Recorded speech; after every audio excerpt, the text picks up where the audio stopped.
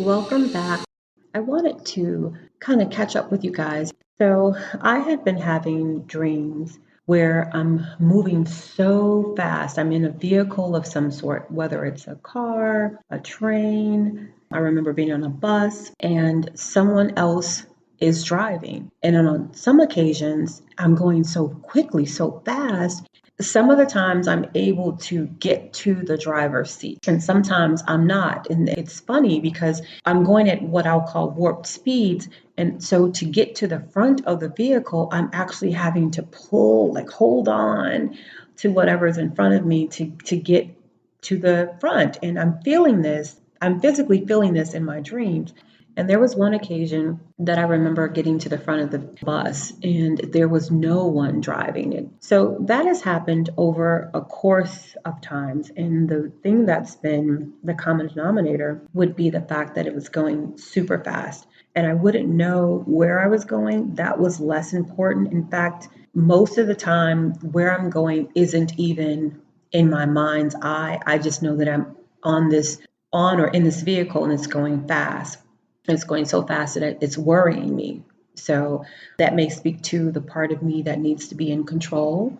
But the physical part of it being fast is what always weighs heavily on my mind. Like the thing that's in my dreams where I can kind of figure this is something I need to be paying attention to is if it's something that's not the norm and if it's something that's repeated. After so many of these dreams, I had another dream where I was on a train with this one. And again, warp speed, and I'm kind of pulling my way to the front of the car so that I can find out what I can do to discover who's driving this train, if there's anyone in fact driving this train, if I can help, if I should get off, what's going on. And I get to the front, and of course, there's no one driving it, and that's when I get into the seat.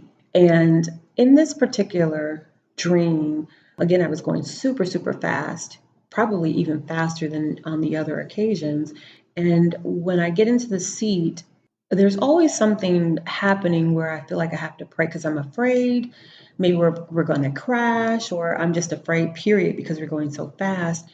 And I need to pray. So instead of just being worried and afraid and it being a nightmare, it becomes a testimony in my dream, if you will. I'm very conscious of the fact that the Lord has me covered, even if I think it's a real thing that's happening, not just like this is a dream. I think it's real. I find myself making sure that I pray my way out of that situation. And so in this particular dream, I begin to pray, and I had like the only way I could describe this is when I say breakthrough. I've shared this with a couple of people, and each time I've shared it, I've always used the word breakthrough because it was as if a barrier had been broken through. That's the only way I can describe it.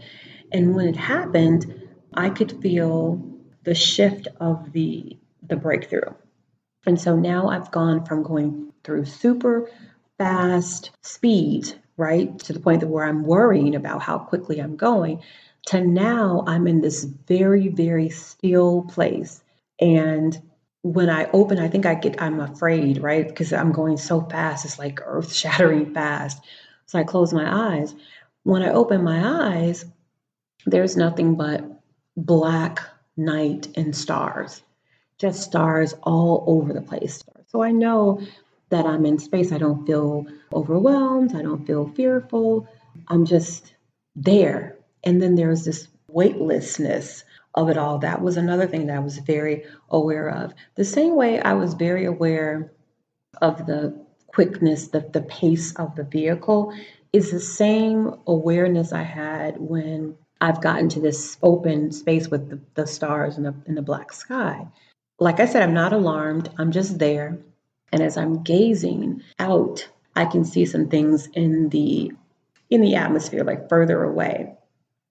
And as they start to shift or, like float, if you will, like there's no gravity. As they begin to float toward me, I become fearful again, right? Because I don't know, this is the unexpected. I don't know what it's going to be. I don't know if this is a bad guy or if it's really nothing at all, or if it's something that I should be aware of. Like at this point, I don't know that I knew that it was a dream, but I knew that it was something important happening.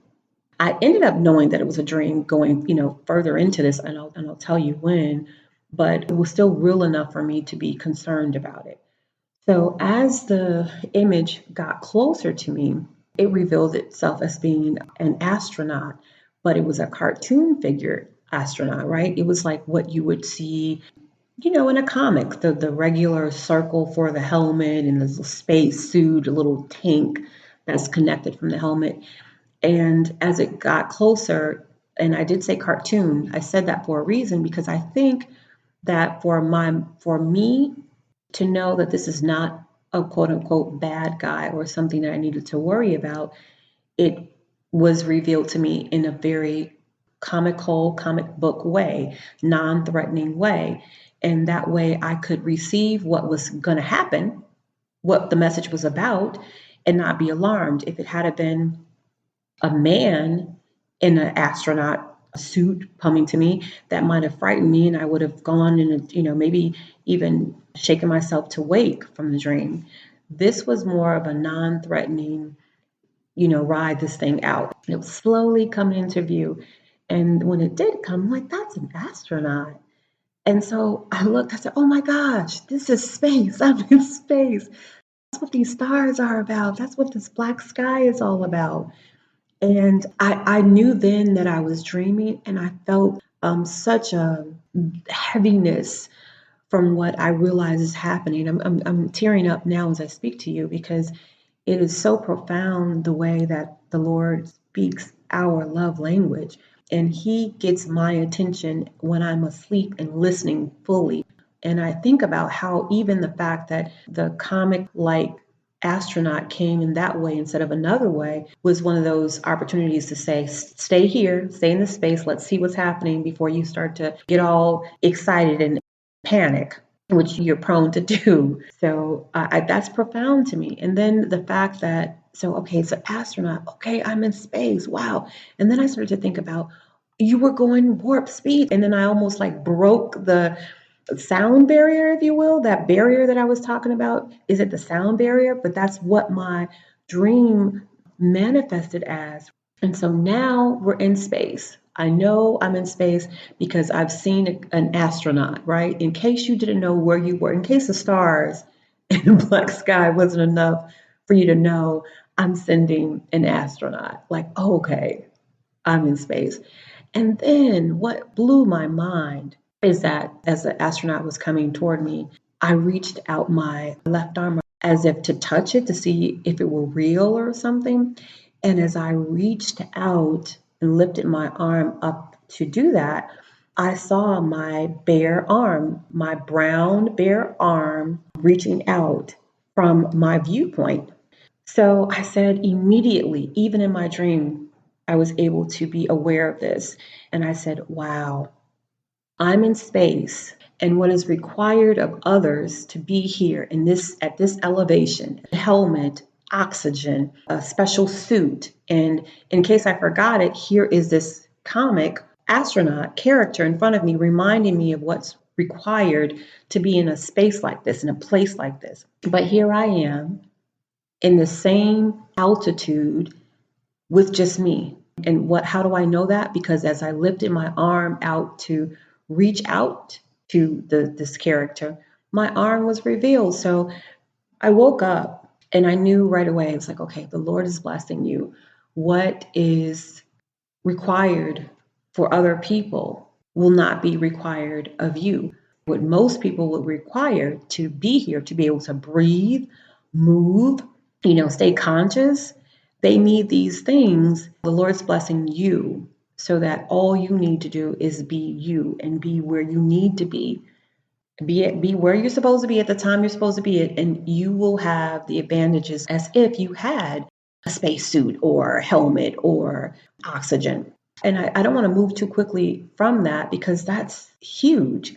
That's huge. If I look at it from a perspective of if you think you need a certain amount of degrees or a certain number of years, and in my case, working at the hospital, having a certain acronym behind your name to justify to people that you qualify to be in this particular role. He's saying to me that I'm going to bless you the way you are without any of those things. Sure, Sheila and Nancy and Greg, they needed those things to get to that point.